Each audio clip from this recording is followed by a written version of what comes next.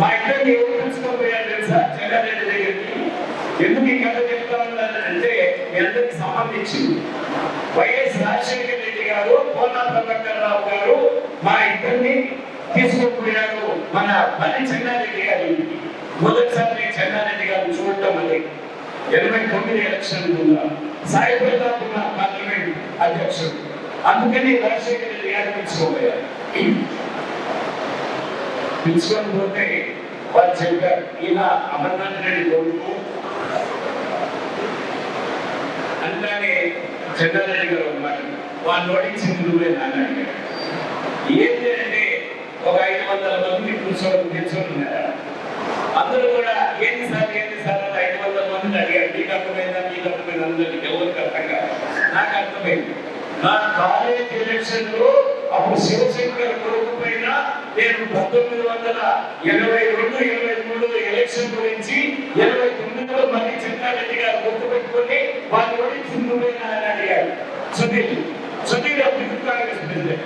అవును సార్ మీకు అర్థమైందా? అర్థమైంది సార్ చెప్పుకోండి. సుధీర్ వచ్చింది నవ్వి నీకు టికెట్ ఇస్తా పోయా. నా వేలు సరిపోయింది, నీకు టికెట్ ఇస్తాము. కానీ వీళ్ళని ఎక్కడ తెచ్చుకొని వచ్చేవాళ్ళు అడిగారు. నా ఇల్లు దాకా మీకు మీ తండ్రి నా క్యాబినెట్ లో మంత్రి, నా స్నేహితుడు మీ తండ్రి ఈ రాజశేఖర రెడ్డిని కోన ప్రభాకర్ గారిని ఎందుకు తెచ్చుకొని వచ్చావు? కోన ప్రభాకర్ రావు గారు గవర్నర్ గా ఉన్నారు, మాజీ గవర్నర్, నా కుటుంబానికి అత్యంత సన్నిహితుడు అని చెప్పాడు. నువ్వు నేరుగా నా దగ్గరికి రా, నీకు టికెట్ ఇస్తానని చెప్పారు. ఇది ఎందుకు చెప్తున్నాంటే ఆ రోజు నా పక్కన ప్రభాకర్ రెడ్డి గారు ఉన్నారు.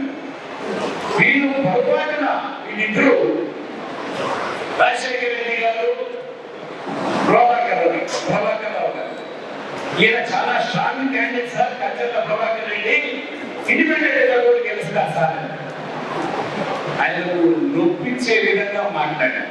ఆయన ఏమన్నాడు, ఓహో ఇండిపెండెంట్ గా గెలుస్తావా చూస్తావు అన్నాడు. ఆయన టికెట్ కొట్టేశాడు.